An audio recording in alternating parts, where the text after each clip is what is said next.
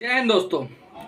Loan डिफॉल्टरों का हुआ खेल खत्म। दिसंबर के महीने पे आपके ऊपर बहुत ही बड़ी प्रॉब्लम आने वाली है और कुछ हमारे क्लाइंट्स और कुछ सब्सक्राइबर्स के ऊपर तो बकायदा ये प्रॉब्लम आ चुकी है।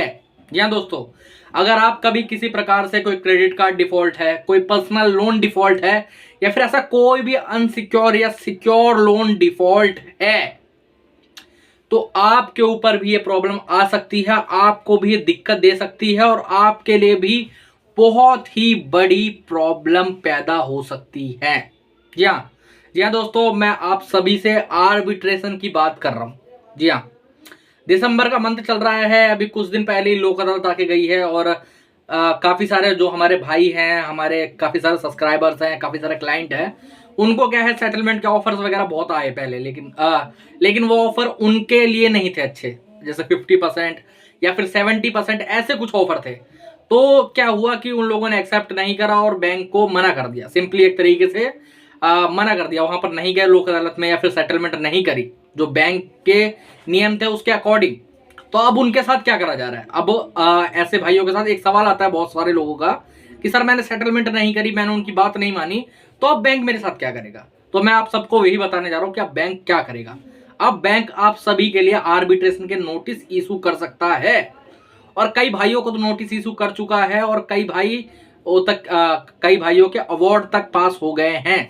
जी हाँ, अब ये क्या है पूरा मांजरा मैं आप सबको बताऊंगा। एक क्लाइंट की स्टोरी भी शेयर करूंगा जिन्होंने आर्बिट्रेशन को बहुत हल्के में लिया और वो कितने ज्यादा परेशान हैं अब। जी हाँ, पहले एक क्लाइंट की स्टोरी सुनाता हूं मैं आप सबको। तो आज क्या हुआ कि हमारे एक पुराने तो नहीं, जैसे कुछ दिन पुराने क्लाइंट है, उन्होंने हमसे संपर्क करा। जैसे 1-2 महीने पहले उनसे हमारी बात हुई थी। उसके बाद क्या हुआ कि वो हमसे दोबारा उन्होंने बात करी आज। तो उन्होंने बताया कि सर मैं आपसे कुछ महीने पहले मैंने बात करी थी। उन्होंने दोबारा कॉल बुक करी, दोबारा हमसे बात करी। तो मैंने पूछा हाँ जी बताइए क्या प्रॉब्लम है? कह रहे सर मेरा ना आर्बिट्रेशन का अवार्ड पास हो चुका है। मैंने बोला कब पास हुआ है? तो कह रहे सर ये अभी 1.5 महीने पहले की बात है और मुझसे उनकी 3-4 महीने पहले बात हुई थी एक बार। कह रहे 1.5 महीने पहले की बात है, अवार्ड पास हो गया। मैं कहा ठीक है, अवार्ड पास हो गया तो आप एक काम करिए, अब इसके लिए एक चैलेंज नोटिस बनाना पड़ेगा आपको। ये जो एक तरफा आर्बिट्रेशन अवार्ड पास हुआ है इसके लिए आपको एक क्या करना पड़ेगा, एक चैलेंज नोटिस बनवाना पड़ेगा, इस पर स्टे लेना पड़ेगा। कह रहा सर वो तो मैं ले लूं लेकिन मेरे सामने एक बहुत बड़ी प्रॉब्लम आ गई है। मैंने बोला क्या?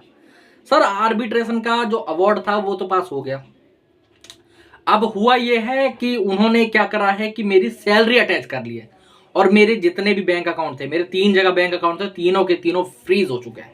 जी हाँ, तीनों के तीनों अकाउंट फ्रीज हो चुके हैं। मेरी सैलरी अटैच हो चुकी है, मेरे एचआर को लेटर आ चुका है और वहां से मेरी सैलरी अब आधी अटैच होके इस बैंक को जाएगी।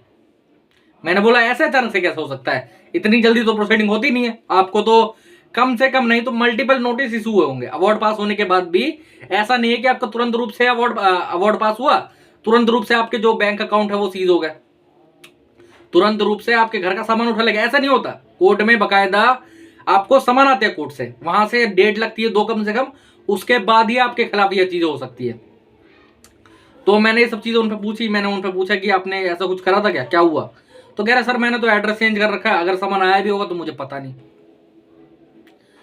अगर समन आया भी होगा तो मुझे पता नहीं। मैंने बोला आपसे जब मेरी पहले बात हुई थी तो आपने मुझे बताया क्यों नहीं कि आपका कोई अवार्ड पास हो चुका है, आपको कोई आर्बिट्रेशन का नोटिस आया है? तो कह रहे सर ऐसा हुआ था कि उस टाइम पे अवार्ड पास नहीं हुआ था तो मैंने आपको बताया नहीं, और आर्बिट्रेशन के नोटिस मुझे आए थे, मैंने इसलिए आपको नहीं बताया कि मैंने किसी और से बात करी थी, उसने मुझे बताया कि ये कुछ नहीं होता, आपको चिंता लेने की बिल्कुल भी जरूरत नहीं है। मैंने पूछा कि आपने किससे पूछा था? तो कह रहे सर एक मेरे दूर के भाई हैं, चचेरे भाई लगते हैं, वो एक डीएसए एजेंट है। मतलब ये जो लोन प्रोवाइडेबल एजेंट नहीं होता जो लोन वगैरह प्रोवाइड करवाते हैं या फिर आपको और चीजें प्रोवाइड करवाते हैं, वो एजेंट है। तो मैंने पूछा कि आपने उनसे सवाल पूछ लिया, अब जब आप उन पे फोन कर रहे हो, उन पे पूछ रहे हो कि ये बंद हो गया, तब क्या आपसे बात कर रहे हो?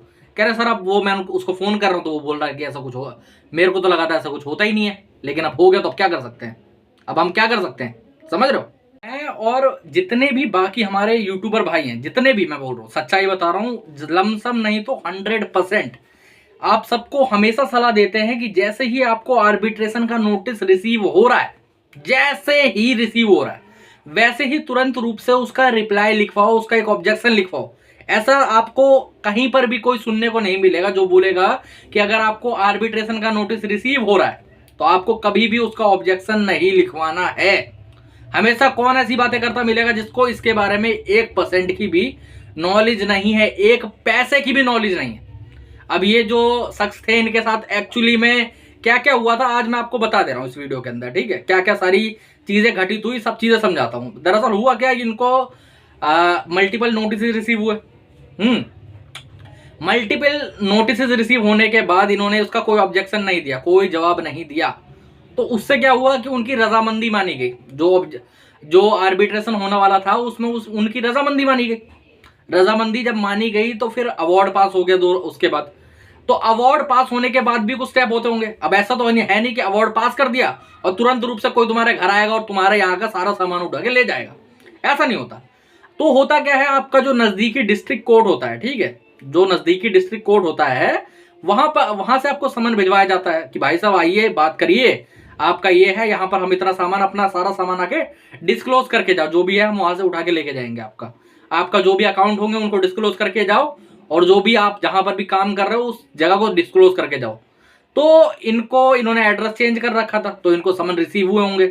अब समन रिसीव हुआ तो वहां पर कोई था ही नहीं एक्चुअली में एड्रेस पे। तो एक समन हुआ, दूसरे समन के बाद तीसरे में इनका वो हो गया। अब सामान तो इनका नहीं ले जा पाए। सामान क्यों नहीं ले जा पाए, इन्होंने एड्रेस चेंज कर रखा था।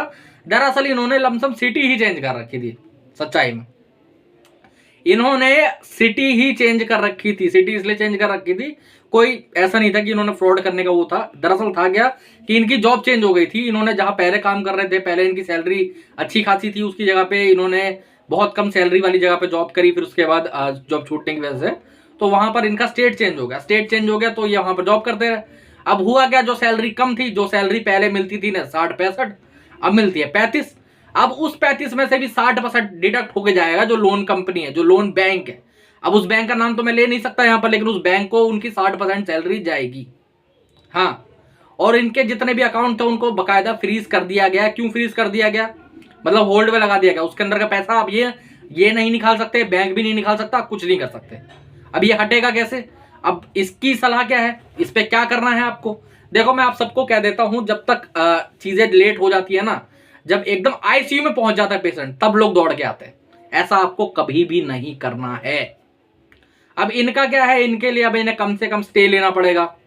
अपना जो डिस्ट्रिक्ट कोर्ट होगा नजदीकी, वहां जाके स्टे लेना पड़ेगा इस पे। और नोटिस स्टे लेने में इनका काफी सारा पैसा खर्च होगा, काफी टाइम बर्बाद होगा। और उस बीच में ये लोग अपने घर के खर्चे कैसे चलाएंगे।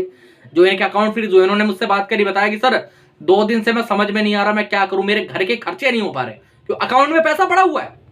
घर के खर्चे जितना पैसा पड़ा हुआ है अकाउंट में, लेकिन वो यूज नहीं कर सकते। अब कई भाई लोग इसमें बोलेंगे कि अगर पैसे पड़े हुए हैं तो लोन भर दे। मेरे भाई, लोन की ईएमआई जा रही है 3 लाख रुपए मंथली, और इनके अकाउंट में घर के खर्चे के 20-25 हजार रुपए पड़े हुए हैं। तो अब उससे क्या होगा, ना तो ईएमआई भरने वाली है, ना इनके घर के खर्चे पूरे हो सकते थे, वो भी होल्ड हो गया तो वो भी नहीं हो सकता। तो इसीलिए मैं आप सभी को कहता हूं, जैसे ही आपको तुरंत रूप से आर्बिट्रेशन का नोटिस रिसीव होता है, चाहे वो स्पीड पोस्ट हो, चाहे वो ईमेल पे हो, चाहे व्हाट्सएप पे हो, चाहे एसएमएस पे हो, चारों तरीके के जो नोटिस आपको रिसीव होते हैं वो 100% वैलिड होते हैं। किसी भी रूप से आपको नोटिस रिसीव हो, तुरंत जैसे ही रिसीव हो तुरंत रूप से उसका ऑब्जेक्शन लिखवाओ, मेल करो, स्पीड पोस्ट करो, व्हाट्सएप करो, जैसे करना चाहे करो। आप एक बार उसे कर देते हो तो आपका डर जो है वो 100% समाप्त हो जाता है। फिर चाह कर भी आर्बिट्रेटर जो है वो आपके खिलाफ आर्बिट्रेशन का अवार्ड पास नहीं कर सकता है। ये जो गलती है वो आपकी तरफ से ही होगी। अगर होगी तो आपको नोटिस रिसीव होंगे। कुछ भाइयों को मैंने देखा है जो कि 3-3 महीने से उनके पास नोटिस पड़े रहते हैं, वो जवाब ही नहीं देते, बोलते हैं सर मैंने देखा ही नहीं। अरे मेरे भाई, जब लोन डिफॉल्ट हुआ है तो लाजमी बात है कि सिंपल सी कि आपको नोटिस भी आएगा आर्बिट्रेशन का, जरूर आएगा। आज नहीं तो कल आएगा, कल नहीं तो परसों आएगा, आएगा जरूर। तो इसीलिए जैसे ही आपको रिसीव होता है आप देखते रहो। कम से कम मैं हर किसी को बोलता हूं कि अगर आपका लोन डिफॉल्ट चल रहा है तो आप कुछ मत करो। आप एक दिन रात में, हमेशा डेली का एक रूटीन बना लो, रात में बैठो ऑफिस के बाद 5 मिनट के लिए अपना व्हाट्सएप खोल के देखो, भाई यहाँ नोटिस कोई आया है। 5 मिनट के लिए अपने एसएमएस खोल के देखो, यहाँ कोई नोटिस आया है। 5 मिनट के लिए अपना जीमेल खोल के देखो, यहाँ कोई नोटिस आया है। और एड्रेस अगर आपने चेंज कर रखा तो कोई डरने वाली बात नहीं, क्योंकि वहां रिसीव होगा नहीं। और अगर नए एड्रेस पे कोई आता है तो आपकी फैमिली आपको बता ही देगी, या पोस्ट मास्टर आपको बता देगा, समझ रहे हो। तो आपको डरने घबराने की जरूरत नहीं है, आपको टेंशन लेने की जरूरत नहीं है।